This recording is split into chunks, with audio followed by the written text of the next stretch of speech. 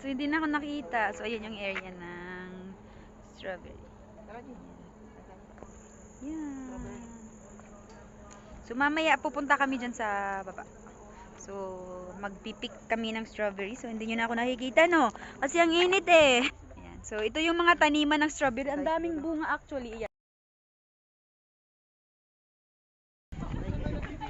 Ayan. Ayan. Tutor namin. Jones, mag-vlog ka pang sa Igilis. Ay. Po. Ayan. Daming bunga, oh. Pero I like it, Strawberry scrub. Kami sa area ng mga gulto ate. Ayan, bigay namin sa mga dugyot. Ayan. Nakapili na kayo? Kuha ka ng dalawa. Uy, kuha na. So, ayan. So, andito na naman kami sa taho ni Kuya na strawberry. So, andito kami ngayon sa strawberry area. Ayan. Ayan yung strawberry. Ayan. Ayan. Tapos, andun yung picking area ng strawberry. Ang ganda dito. Pero hindi kami papayag na hindi namin matitikman yung strawberry taho. Only for 50 pesos. Ayan.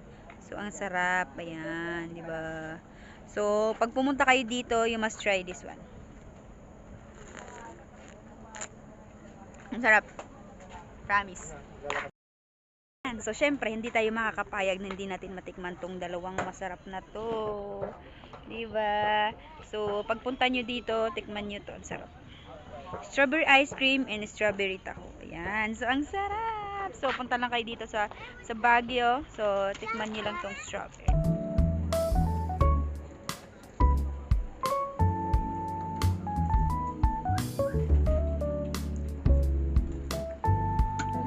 Ang bata nag-aabang.